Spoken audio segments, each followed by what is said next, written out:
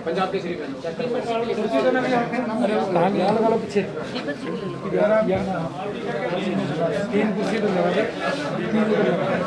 पीछे पीछे लगा जरा उतर जा रहे हैं 15 मिनट लगेगा। संजय सिंह संजय सिंह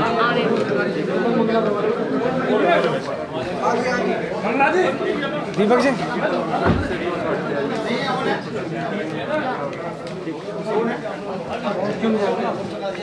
कुर्सी और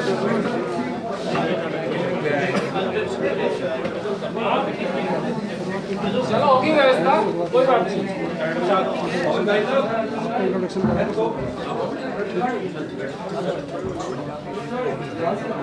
जी ठीक।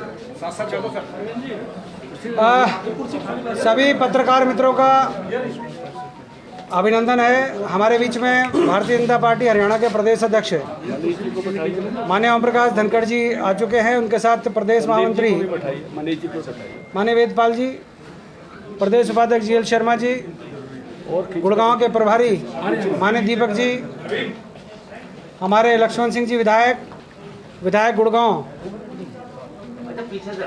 सुधीर सिंगला जी, और माननीय संदीप जोशी जी और जीएल शर्मा जी, सभी लोग उपस्थित हैं। अनेक पार्टी के पदाधिकारी भी उपस्थित हैं, महेश चौहान जी, कमल जी। मैं अनुरोध करूंगा माननीय प्रदेश अध्यक्ष जी से कि वो सीधे आपसे रूबरू हों। माननीय ओम प्रकाश धनखड़ हो गया जी। बाकियों का वो फोकस अब एक आगे करेगा एक पीछे करेगा, दिक्कत हो जाएगी।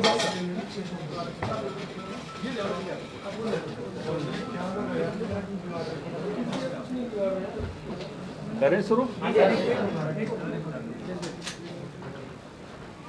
आज आप सबके बीच में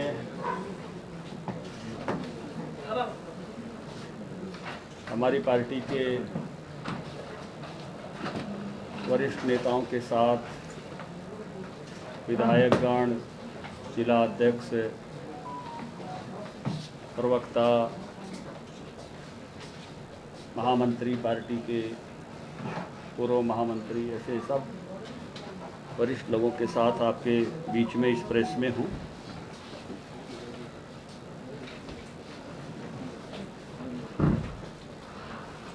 आज की प्रेस का मकसद 16 और 17 तारीख को एक जन आशीर्वाद यात्रा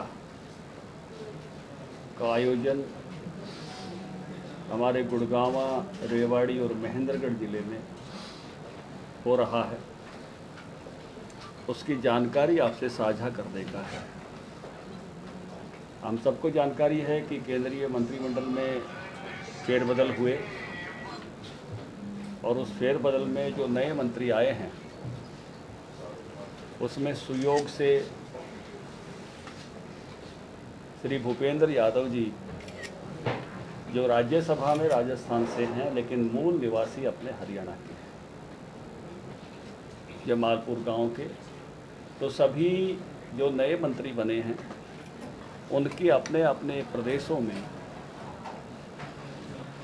अपने अपने इलाके में जो उनका एक तरह से प्रभाव होता है किसी का भी, उस इलाके में उनकी जन आशीर्वाद यात्राएं आयोजित हो रही हैं, सभी मंत्रीगण की जो नए बने हैं।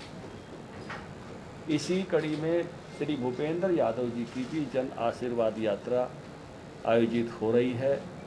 उसका आयोजन 2 दिन हरियाणा में भी है, राजस्थान के साथ साथ, क्योंकि वो मूलतः हरियाणा के हैं। 16 तारीख को गुड़गांव ज़िले से ये यात्रा शुरू होगी और शाम तक वो अपने गांव तक जाएंगे, जमालपुर तक, और अगले दिन ये यात्रा रेवाड़ी महेंद्रगढ़ होते हुए नागल चौधरी के इलाके से राजस्थान में प्रवेश करेगी। इसमें कुछ बड़ी सभाएं हैं। एक मानेसर में होने वाली है, जरावता जी करने वाले हैं। एक उनके गांव में होने वाली है। कुछ बड़े जमालपुर में कुछ बड़े स्वागत की हैं, और एक गोद बढ़ावा में नांगल चौधरी में होने वाली है। इस यात्रा में उनके गांव में जमालपुर में मुख्यमंत्री जी और मैं स्वयं रहेंगे, दोनों उनके साथ रहेंगे। जो बड़ी सभाएं हैं उनमें भी मैं उनके साथ रहूँगा, चाहे वो मानेसर में है चाहे कोटबड़ावा में है। बाकी स्थानों पर भी हमने वरिष्ठ नेताओं की ड्यूटीज लगाई हैं। यहाँ पर हमारे तीनों विधायक जो हैं गुड़गांव के, सुधीर सिंगला जी, संजय सिंह जी, जरावता जी, पार्टी की सीनियर नेता सुधा यादव जी, उपाध्यक्ष संतोष यादव जी, गार्गी जी और जिला के प्रभारी दीपक मंगला जी। इसी तरह से रेवाड़ी में भी हमारे मंत्री बनवारी लाल जी, विधायक लक्ष्मण जी, जिला अध्यक्ष हमारे हुक्मचंद जी, प्रभारी संदीप जोशी जी, चेयरमैन अरविंद यादव जी, ऐसे सब सीनियर लोगों को वहाँ भी लगाया है। इसी तरह से नारनौल में मंत्री ओम प्रकाश यादव जी, पूर्व मंत्री वरिष्ठ नेता रामविलास शर्मा जी, अभय सिंह जी, सीताराम जी, वहाँ के जिला अध्यक्ष राकेश जी, प्रभारी विजय जी, ऐसे सबकी ड्यूटी वहाँ भी लगाई है। ऐसे वरिष्ठ नेताओं की ड्यूटी उनके साथ दिन भर। इस यात्रा के जो संयोजक बनाए हैं वो वेदपाल जी महामंत्री हमारे साथ हैं, वो इस यात्रा के संयोजक हैं। इनके साथ दो सहयोगी जोड़े हैं, दीपक मंगला जी जो यहाँ के प्रभारी हैं और पलवल से विधायक और पार्टी के कोषाध्यक्ष हैं, और दूसरे संदीप जोशी जी जो पूर्व महामंत्री हैं और अभी रेवाड़ी जिले के प्रभारी हैं। तो ये एक बाकी भी जो के अपने यहाँ के जो सांसद हैं, केंद्रीय मंत्री हैं, राव इंद्रजीत सिंह जी को भी निमंत्रित किया है। तो जो भिवाड़ी महेंद्रगढ़ के सांसद धर्मवीर जी को भी निमंत्रित किया है। ऐसे सभी वरिष्ठ लोगों का आमंत्रण है और एक भव्य यात्रा का आयोजन ये होगा। 54 स्थान हैं जहाँ पर स्वागत इस यात्रा के भिन्न तरह के होने वाले हैं। इसी को साझा करने के लिए मैं आपके बीच में आज आया था इस पूरी टीम के साथ। इसके अतिरिक्त हमारी तिरंगा यात्राएं निकल रही हैं और बहुत ही भव्य तिरंगा यात्राएं निकल रही हैं। देशभक्ति का जो ज्वार है वो किस प्रकार का इस अमृत महोत्सव जो शुरू होने वाला है 15 अगस्त से अगले 15 अगस्त तक ठाठे मार रहा है। और जो लक्ष्य हम लेकर चले थे सब जगह हमारे लक्ष्य से आगे अधिक लोग उसमें सहभागी हो रहे हैं और लगभग 55 यात्राएं आज तक संपन्न हो गई हैं। आज भी कुछ यात्राएं थी, कल तक अच्छा, आज भी रोहतक की यात्रा थी और भी पुन्हाना की यात्रा थी। कई सारी यात्राएं आज भी हुई हैं और 15 अगस्त तक हैं। 90 की 90 विधानसभाओं की यात्राएं वो संपन्न हो जाएंगी। और जिस प्रकार से किसान ट्रैक्टर लेकर, मुझे ऐसा अंदाज आ रहा है लगभग 50,000 ट्रैक्टर इस यात्राओं में सहभागी हो जाएंगे आगे तक। और जो लक्ष्य हम लेकर चले थे, एक औसत हमने सबको कहा था कि 2000 लोग कम से कम सहभागी हों हर विधानसभा में, लेकिन उनकी संख्या 3 और उससे भी अधिक जारी है। तो मुझे लगता है कि जो लक्ष्य हम लेकर चले थे 1,80,000 लोगों के सहभागी होने का, वो भी 2.5 से 3 लाख के बीच में रहेगा जब आखिरी में आंकड़ा लेंगे।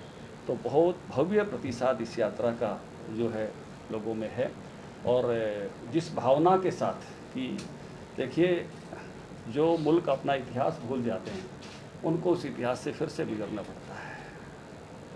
इसलिए 75 साल जब हो गए हैं तो पीढ़ी बदल गई है और नई पीढ़ी को आज़ादी की लड़ाई क्या थी, उसका जज्बा क्या था, उस सके की भावनाएं क्या थी, चित्त मानस और काल क्या था, ये उनके सामने प्रकट हो। ये इसका निमित्त है। उनका फोकस उस प्रकार का हो, उस पर अधिक से अधिक जाने, अधिक से अधिक पढ़ें।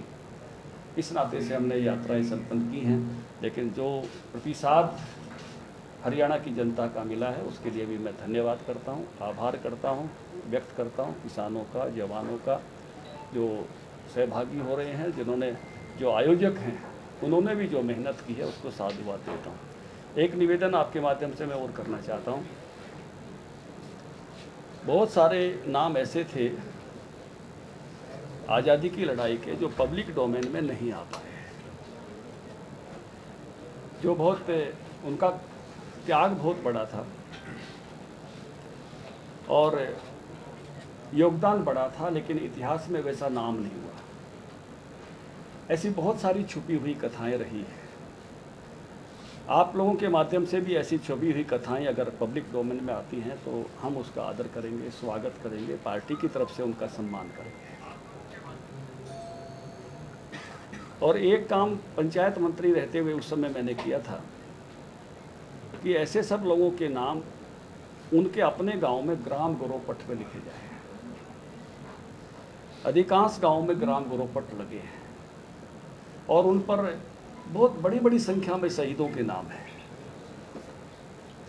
तो मेरा निवेदन ये है अपने कार्यकर्ताओं से भी और सभी ग्रामीणों से भी, 15 अगस्त को जहाँ ध्वज फहराकर हम राष्ट्रगान गाते हैं, खुशी मनाते हैं, वहीं हम इस ग्राम गोरोपट इसकी भी उस दिन साफ सफाई करके और वहाँ भी सजावट करने का, नमन करने का कार्यक्रम आयोजित करें, क्योंकि उस पर भी शहीदों के नाम हैं जिनकी मूर्तियाँ नहीं लग सकी, जिनके नाम बहुत पब्लिक डोमेन में नहीं आए।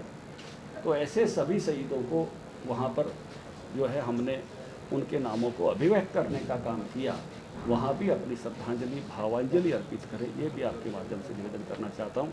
आज का मुख्य समाचार मैं चाहूँगा कि आप यात्रा का समाचार, जो जन आशीर्वाद यात्रा है, उसी के लिए बात करने के लिए आपने उपस्थित वहाँ उसको प्रमुखता के साथ स्थान दें। इतनी बात मैंने कहनी थी, आपने कोई पूछनी है तो जरूर पूछें। सर, इस जन आशीर्वाद यात्रा का क्या उद्देश्य है? एक सवाल दूसरा ये कि अभी से हम चुनाव का आगाज समझे इस जन आशीर्वाद यात्रा के माध्यम से। देखिए, चुनाव तो अभी हरियाणा में तो नगर पालिका और पंचायतों के चुनाव तो होने हैं, मानेसर नगर निगम का भी होना है, लेकिन विधानसभा लोकसभा चुनाव तो अभी पर्याप्त दूरी पे है और पूरे कंफर्ट जोन में है सरकार। ये जन आशीर्वाद यात्रा तो इतना ही है कि नए मंत्रीगण जो बने हैं वो एक बार जनता के बीच में जाएं, एक तरह से उनका पहचान, परिचय, एक नया दायित्व मिला है, उसके लिए जनता का आशीर्वाद, तो उस नाते से एक पब्लिक के बीच में जाने का एक कार्यक्रम उनका रखा है। धनखड़ साहब, क्या दक्षिणी हरियाणा के दिग्गज नेता राव इंद्रजीत कहे जाते हैं, क्या उनके विकल्प की तलाशने की तैयारी भाजपा तो नहीं कर रही है? इसी के साथ मेरा एक एडिशनल सवाल होगा धनखड़ साहब कि वो राव इंद्रजीत कौन से कार्यक्रम में हिस्सा लेंगे? देखिए, एक तो कोई किसी का विकल्प नहीं हो सकता।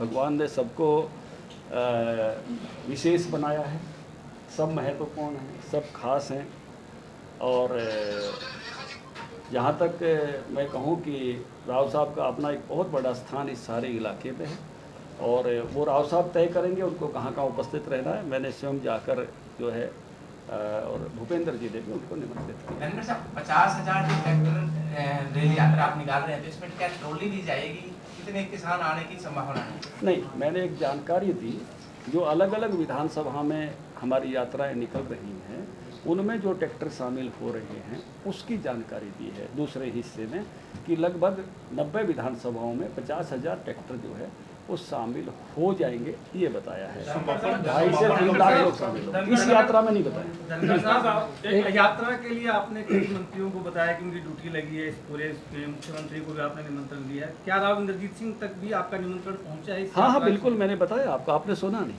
अभी बताया, अभी इससे पहले वही बात बताई। ड्यूटी निर्धारित की गई है क्या सांसदों की?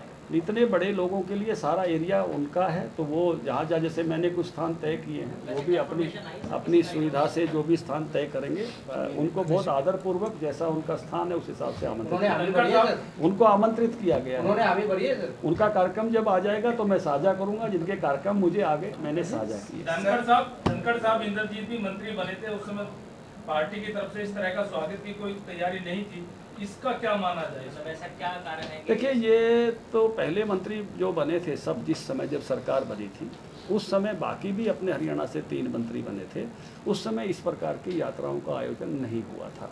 नहीं कृष्णपाल गुर्जर जी का हुआ था, ना ही रतनलाल कटारिया जी का हुआ था, नहीं राव साहब का हुआ था। इस बार जितने भी नए मंत्री बने हैं उनके सभी क्षेत्रों में, ये कोई यही एक विशेष है ऐसा नहीं है, उन सभी मंत्रियों के क्षेत्र में इस प्रकार की जन आशीर्वाद यात्राओं का आयोजन हो रहा है।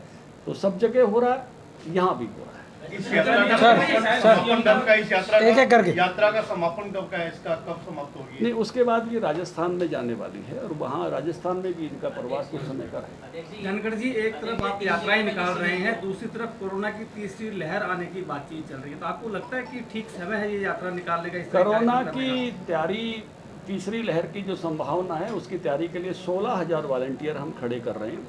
हमारा स्टेट लेवल के ट्रेनिंग कैंप हो गया है। अपनी विशेषज्ञ सुशीला कटारिया जी भी उसमें थी, हमने सोनीपत में उसका ट्रेनिंग कैंप किया है। अभी हमारे इस महीने के आखिर तक, अगस्त के अंत तक हम अपने ब्लॉक लेवल तक के ट्रेनिंग कैंप कंप्लीट कर देंगे और उसके बाद गाँव तक के सब प्रतिनिधियों को जोड़कर और इस काम को एक आने वाले समय में बहुत, मैं कहूँगा इस रूप में हम ले रहे हैं कि सितंबर में हमारे ऐसी ट्रेंड शक्ति, एक पुरुष एक महिला हर गांव से, हर वार्ड से खड़ी हो जाए और जो पूरी तरह से कोरोना की जानकारियों के साथ मैं कहूँगा कि जो एक शुरुआती सहयोग होते हैं, पहले भी एक इस दौर से हम गुजरे हैं, पार्टी ने बहुत अच्छा काम किया है और लोगों ने भी बहुत गजब का सहयोग उसमें किया है।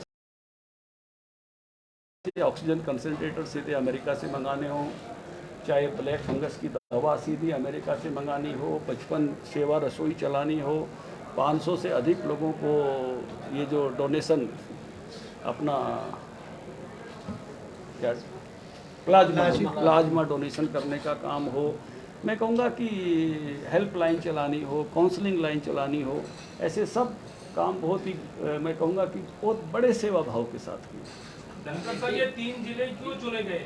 बाकी रेस्ट ऑफ हरियाणा भी सामान्यतः जो प्रभाव क्षेत्र है वो जिस प्रकार का, जिसको मैं कहूँगा कि उनका गांव, उनका घर, उनका इलाका, जैसे एक प्रभाव क्षेत्र की बात हमेशा ही आती है। इंटरनेट जब आगे के समय में आगे स्थानों पर भी ले जाएंगे, तो अभी शुरुआत घर के आसपास अपने घर से शुरू होती है, तो अभी अपने इलाके से, अपनों के बीच से शुरुआत कर रहे हैं। Thank you.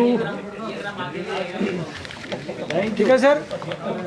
अब बोल जो है ना बाउंड्री से बाहर जा रहे हैं।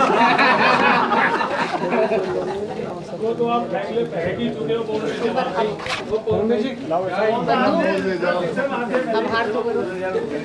मैं जिलाध्यक्ष गार्गी कक्कड़ जी से अनुरोध करूंगा सभी पत्रकारों का धन्यवाद करें।